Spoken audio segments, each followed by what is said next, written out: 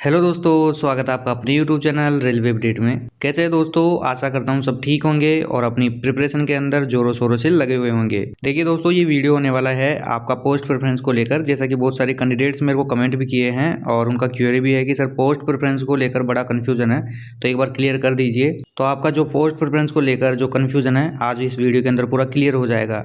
यानी कि जो आप पोस्ट प्रेफरेंस दिए हैं उसमें जैसे कि मान लीजिए कि बहुत सारे कैंडिडेट्स ने बोला भी है कि जैसे एसएम के लिए हम मेडिकल में अनफिट है तो बाकी पोस्टों के लिए हम एलिजिबल है या फिर बाहर हो जाएंगे। तो वो सारी चीजें ना इस वीडियो के अंदर आपकी जो है क्लियर होने वाली है। तो वीडियो को अंत तक देखिएगा। अगर आप हमारे चैनल पर नए हैं तो प्लीज चैनल को सब्सक्राइब कर लीजिएगा। चलिए दोस्तों, वीडियो को शुरू करते हैं बिना किसी देरी के। देखिए दोस्तों, कुछ एग्जाम्पल्स मैं आपके लिए बना के लेके आया हूँ खुद से कि किस प्रकार से जो है आपने पोस्ट प्रेफरेंस दी होगी और किस प्रकार से आपका जो है सिलेक्शन हो सकता है। तो यहाँ पे आप देख सकते हैं दो ये पोस्ट प्रेफरेंस में यहाँ पे लेके आया हूँ। तो इसमें पहला अपन ये देख लेते हैं, उसके बाद में दूसरा वाला भी देख लेंगे। ठीक है दोस्तों, मान लीजिए आपने इस प्रकार से पोस्ट प्रेफरेंस दिया, जैसे कि पहले स्टेशन मास्टर का दे दिया, फिर टीएमआर, उसके बाद में सीसीटीएस, जेडब्ल्यू और सीनियर क्लर्क।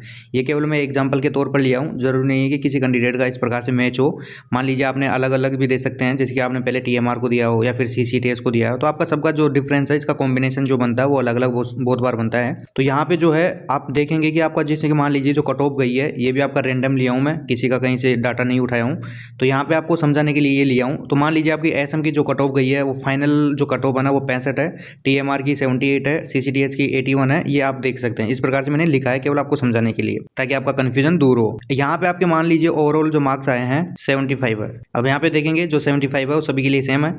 फिर बात करते हैं आपका रिजल्ट की। जो आपका रिजल्ट है वो किस प्रकार दिखाया जाएगा। देखिए मान लीजिए आपने साइको वगैरह सब कुछ क्लियर करके जो फाइनल आपकी जो कट ऑफ है उसको आपने क्लियर कर लिया, आपके 75 है। अब बात आती है यहाँ पे एसएम पोस्ट के लिए, आप डीवी के लिए। यहाँ पे डीवी में आप मान लीजिए कि डीवी और मेडिकल में आप मेडिकल में अनफिट हो जाते हैं। मान लीजिए किसी भी चीज़ के अंदर, मतलब आपका जो A2 जो इसमें मेडिकल मांगा जाता है उसमें, या फिर आपका और कोई इंजरी वगैरह है उसकी वजह से आप जो है यहाँ पे क्या हो जाते हैं, अनफिट हो जाते हैं। अब बहुत सारे दोस्तों का यहीं से क्वेरी उठता है कि सर यहाँ से मान लीजिए कि हमें और जो ये बाकी की पोस्ट बची है ये मिलेगी या फिर हम यहीं से बाहर हो जाएंगे। तो देखिए इसमें दो केस बनता है। पहला केस तो ये है कि आपने पूरा प्रोसेस क्लियर करके आप मेडिकल में जाके अनफिट हो गए। अब यहाँ पे बात होती है कि आपने जो है ये वाली पोस्ट आपको मिलने वाली है नहीं मिलने वाली। एक दूसरा केस और बनता है कि आप मान लीजिए आपको पहले से पता है कि मेडिकल में अनफिट है, तो आप उसके लिए एग्जाम वगैरह दे रहे हैं या नहीं दे रहे हैं, तो उसके बाद में आपको बाकी की मिलेगी नहीं मिलेगी, तो उस पर भी चर्चा करने वाले हैं। तो पहले ये ले लीजिए। तो देखिए यहाँ पे मान लीजिए अब आप मेडिकल में अनफिट हो गए। अब अनफिट होने के बाद में देखो यहाँ पे क्या रूल होता है कि यहाँ पे आपकी जो पहली पोस्ट है एसएम की, जो आपने पोस्ट प्रेफरेंस में दी है, ये तो आप निकल लिए इससे तो बाहर, इसमें तो आपका होने वाला नहीं है। अब बात आती है बाद वाले की। तो देखो बाद वाले की क्या देखा जाता है कि जैसे कि आपके मार्क्स जो है 75 है, अब इसमें फिर से आपका पोस्ट प्रेफरेंस देखा जाएगा। सपोज कीजिए आपने यहाँ पे टीएमआर दिया है सेकंड नंबर पे, तो आपका देखो यहाँ पे आपका 75 आपके नंबर है टोटल, और जो इसकी कट ऑफ गई है फाइनल वो कितनी गई है 78। तो यहाँ से भी आपका सिलेक्शन नहीं होने वाला है। अगर मान लीजिए इसकी जगह आप दे देते पहले से ही सेकंड नंबर पे आप सीनियर क्लर्क को दे देते, मान लीजिए यहाँ पे बाकी को सबको एज इट इज नीचे किसका दो, सीनियर क्लर्क को दूसरे नंबर पे ले आओ, तो यहाँ पे आपका दूसरा पोस्ट प्रेफरेंस में देखते हैं सीनियर क्लर्क, तो इसमें फिर आपका हो जाता है। तो इसके लिए आप एलिजिबल हो क्योंकि आपकी जो कट ऑफ गई है 65 भी है और आपका जो नंबर है वो 75 है। फिर इसके अंदर जो इसकी एलिजिबिलिटी है अंदर से जो क्राइटेरिया, मान लीजिए कि आपका जैसे कि आपका ये टाइपिंग वगैरह है, वो चीज़ देखेंगे, उनका आपका टेस्ट लगेगा अलग से टाइपिंग वगैरह का। अगर उसमें आप क्लियर होते हो आपको जो है ये पोस्ट मिल जाएगी। अब यहाँ पे आपका जो है सेकंड पोस्ट देखा जाएगा, जो आपने पोस्ट प्रेफरेंस दे रखी है, तो आपने दे रखी है टीएमआर की। तो यहाँ से आप देखोगे टीएमआर में आपके 78 है और यहाँ पे आपकी जो नंबर है वो है 75, यानी कट ऑफ आपकी 78 है, 3 नंबर ज़्यादा है, तो यहाँ पे भी आपका सिलेक्शन नहीं होने वाला। फिर उसके बाद में दूसरा देखा जाएगा, तो जो नेक्स्ट जो आपके पोस्ट प्रेफरेंस है, यहाँ पे आपका सीसीटीएस, यहाँ पे भी आपका 81 जो है वो कट ऑफ गई है और यहाँ पे आपके जो नंबर आ रहे हैं वो 75 है, तो यहाँ पे आपका सिलेक्शन नहीं होने वाला। उसके बाद में फिर आगे का जाएगा। आगे में आप देखोगे जेए और सीनियर क्लर्क, अगर इनमें से मान लीजिए कि पहली पोस्ट में आपका हो जाता है, जैसे कि यहाँ पे कट ऑफ गई है 64, आपके नंबर है 75, तो इसमें आपका सिलेक्शन हो जाएगा। फिर मान लीजिए यहाँ पे भी अगर मान लो ज़्यादा कट ऑफ होती और फिर आप जाते अगली पोस्ट पे, यानी कि सीनियर क्लर्क पे, तो यहाँ पे जैसे कि मान लीजिए कट ऑफ से कम नंबर जा रहा है, तो यहाँ पे आपका सिलेक्शन हो जाता है। कुल मिला के बात है कि जो आपकी पोस्ट प्रेफरेंस देखी जाएगी ना, वो देखी जाएगी कि कट ऑफ से ज़्यादा नंबर है नहीं है। जहाँ पे भी जिस पोस्ट प्रेफरेंस में आपका जो कट ऑफ से ज़्यादा नंबर है उसमें सिलेक्शन हो जाएगा। फिर उसका जो रिक्रूटमेंट प्रोसेस है वो देखा जाएगा कि आपका इसका क्या रिक्रूटमेंट प्रोसेस है। जैसे कि मान लीजिए आपकी दोनों पोस्ट में आप निकल लिए बाहर, ऐसा में तो वैसे निकल लिए, इन दोनों में भी आपका नहीं हुआ। अब आगे चलते हैं जेए और आपका आपका सीनियर क्लर्क में, दोनों में आपका टाइपिंग मांगा गया है। अब इसमें जैसे यहाँ पे तो आपका सिलेक्शन हो जाएगा, फिर आपका यहाँ पे टाइपिंग टेस्ट लिया जाएगा अलग से, ठीक है ना। टाइपिंग टेस्ट लेंगे, अगर मान लो वहाँ पे आप क्लियर करते हैं तो आपको ये वाली पोस्ट मिल जाएगी। अगर वहाँ पे भी आप क्लियर नहीं करते हैं तो देखो दोनों में टाइपिंग मांगा गया है, इसलिए दोनों में आप क्या हो जाओगे, आउट हो जाओगे। तब जाके आप जो है फाइनल यहाँ से आउट होंगे। समझ में आ रही बात। अगर मान लीजिए कि यहाँ पे इसको अपन थोड़ा सा रोटेट कर देते हैं, सपोज कीजिए दोनों जेए और सीनियर क्लर्क की पोस्ट जो है वो टीएमआर और सीसीटीएस की जगह रख देते हैं, ठीक है। टीएमआर और सीसीटीएस को नीचे रख देते हैं, तो यहाँ पे आपका देखो एसएम को जैसे स्किप होते हैं तो इन दोनों की कट ऑफ आप क्लियर कर रहे हैं तो इनमें क्लियर हो जाएगा।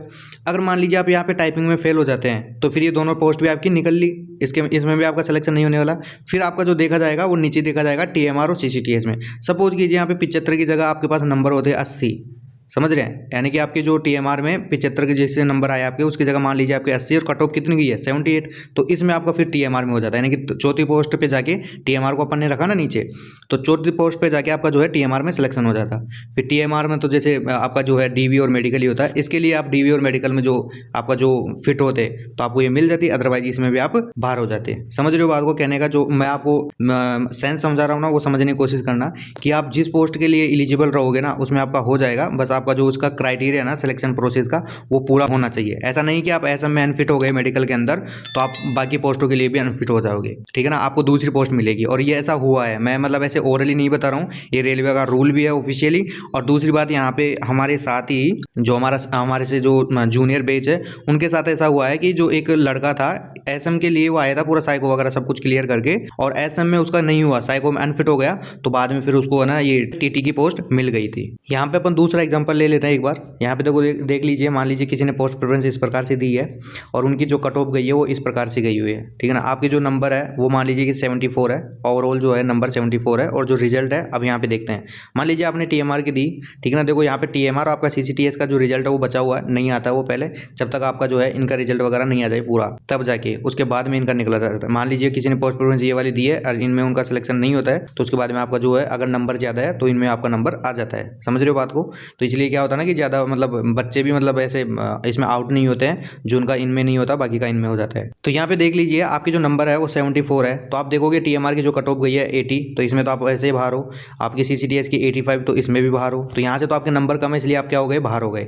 अब बात आती है आपकी ये आपकी जूनियर अकाउंट्स है उसकी सिलेक्ट रखी और आपका एसएम की। तो मान लीजिए आपके जो जैसे कि नंबर 74 है, आपकी इनकी कट ऑफ गई है 74 से कम ही गई है, तो इसलिए आप तीनों पोस्टों के लिए एलिजिबल हो।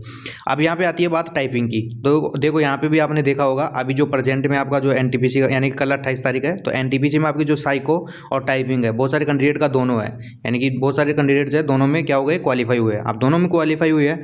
मान लीजिए किसी कैंडिडेट ने ऐसे छोड़ देते हैं कि मान लीजिए दूरी की वजह से, या फिर दोनों का जैसे कि 28 तारीख को होने वाला है तो सेम टाइम पे हुआ तो एक कैंडिडेट का जरूर छूटेगा, वो एक ही दे पाएगा।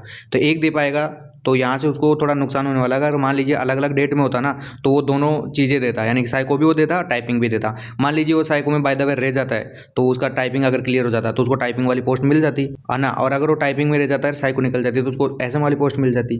बात तो समझ में आ रही ना। अब यहाँ पे कल भी है ना, मतलब कैंडिडेट का बहुत सारे कैंडिडेट है जिनका जो साइको और आपका क्या बोलते हैं ये टाइपिंग दोनों एक साथ है। अगर वो दोनों एक साथ दे पाते हैं अलग अलग, जैसे मान लीजिए टाइम का डिफरेंस होता है, ज़्यादा दूरी नहीं है, तो जाके दोनों दे सकते हैं और दोनों में क्लियर हो जाते हैं, तो यहाँ पे उनकी पोस्ट प्रेफरेंस देखी जाएगी कि कौन सी पोस्ट जो है उनको मिलने वाली है। मान लीजिए यहाँ पे वो टाइपिंग में पास हो गए, साइको में पास हो गए, तो उनको जेई मिल जाएगा। अब मान लीजिए अगर टाइपिंग में अगर फेल हो जाते हैं तो उनको एसएम मिल जाएगा। एसएम में भी फिर बाद में उनकी जो एलिजिबिलिटी है वो देखी जाएगी, जैसे वो आपका जो मेडिकल वगैरह होता है वो सारी चीज़ें। तो ये चीज़ आई होप यहाँ से आपकी क्लियर हुई होगी कि कैसे आपका सिलेक्शन होगा। यहाँ पे जो पोस्ट लिया है मैं वो आपको केवल समझाने के तौर पर लिया हूँ, इसका कोई मतलब ऐसा नहीं कि मतलब किसी का लिया हूँ, तो आप इससे है ना कन्फ्यूजन मत होना, केवल समझने की कोशिश करना। पोस्ट को आप ऊपर नीचे रख के देख लीजिएगा, कोई दिक्कत नहीं है। जैसा मैंने आपको बताया ना उस प्रकार से आपका सिलेक्शन होगा। अब यहाँ पे एक दूसरी चीज और आती है, सपोज कीजिए किसी का नंबर है मान लीजिए 90 और उसको पहले से ही विश्वास है। पहले बात तो मैं बोलूंगा कि अगर मान लो किसी के कितने भी नंबर हो, लेकिन अगर मान लो जैसे कि पहला आपका जो रिजल्ट निकलता है जैसे टाइपिंग का और साइको के लिए, तो आपको ये एग्जाम देना चाहिए। ऐसा नहीं कि छोड़ दे कि हमारा सीसीटीएस में हो जाएगा और टीएमआर में हो जाएगा तो मैं ये वाले एग्जाम्स नहीं दूंगा। अगर मान लो बाय द वे अगर इनकी आपकी जो कट ऑफ हाई चली जाती है और नहीं होता है तो आप इन पोस्टों से भी बाहर हो जाएंगे। समझ रहे हैं। यहाँ पे अपन देखते हैं कि सपोज कीजिए किसी का साइको है, अब वो मेडिकल में अनफिट है, पहले से ही उसको पता है। जैसे मेरे पास एक कैंडिडेट का कमेंट भी आया था कि सर मैं मेडिकल में अनफिट हूँ, कि उसको कलर ब्लाइंडनेस था शायद। तो देखो आपका जो है क्या बोलते हैं विजन सर्टिफिकेट मांगा गया है साइको के लिए, तो हो सकता है वहाँ से आपको वो पहले बात तो वो नहीं बैठने दे, लेकिन ऐसा होता नहीं है, आपको एग्जाम तो वो देने देंगे। फिर भी अगर मान लो नहीं देने देते तो वो एक अलग सी चीज़ हो गई कि वहाँ से आप ऑटोमेटिक बाहर हो गए। अगर मान लो आपको देने देते हैं तो आप उसका साइको का टेस्ट दो, साइको में अगर पास होते हैं, पूरा फाइनल वगैरह जाते हैं, तो आप ऑटोमेटिक आगे जाके आप जो है बाहर हो जाओगे, लेकिन आपको जो है बाकी की पोस्ट मिल जाएगी। समझ में आ रहा है। बाकी की जो भी जिस पोस्ट के लिए एलिजिबल हो वो मिल जाएगी। सपोज कीजिए आप साइको नहीं दे पाते हैं, अब साइको नहीं दे पाते हैं तो आपका साइको तो यहाँ से निकल लिया, तो साइको निकल लिया तो आपका रिजल्ट यहाँ से नहीं आएगा। ठीक है ना, साइको नहीं आएगा, आप टाइपिंग दे सकते हैं। अगर मान लीजिए आपका टाइपिंग में भी नहीं आया है तो यार फिर टाइपिंग में आप रह गए हैं, तो फिर जो है बाद में जब आपका रिजल्ट आएगा तो टीएमआर और सीसीटीएस के लिए काउंट होगा। अगर मान लीजिए आपके नंबर एक्स्ट्रा है तब तो आप इनके अंदर क्वालिफाई हो जाएंगे। अगर मान लीजिए एक्स्ट्रा नंबर नहीं है, कट ऑफ से कम नंबर है, तो फिर आप जो है इनमें भी आपका नंबर नहीं आने वाला है, यानी कि आप जो है फाइनल आउट यहाँ से हो जाओगे। तो रेलवे के अंदर इस प्रकार से आपका जो है सिलेक्शन होता है। तो आई होप दोस्तों आपका कन्फ्यूजन क्लियर हुआ होगा। मैंने बहुत ही आसान तरीके से आपको समझाने की कोशिश की है। फिर भी जिन दोस्तों को मान लीजिए कोई क्वेरी रहती है तो मेरे को कमेंट कर सकते हैं, पूछ सकते हैं। बाकी तो आपका इस वीडियो से जो है डाउट वो सारे क्लियर हो ही जाएंगे। तो चलिए दोस्तों मिलते हैं अगले वीडियो में। अगर वीडियो अच्छा लगा हो तो लाइक कीजिए, अपने दोस्तों के साथ शेयर कीजिए, और अभी तक चैनल को सब्सक्राइब नहीं किया तो प्लीज़ सब्सक्राइब कर लीजिए। धन्यवाद दोस्तों।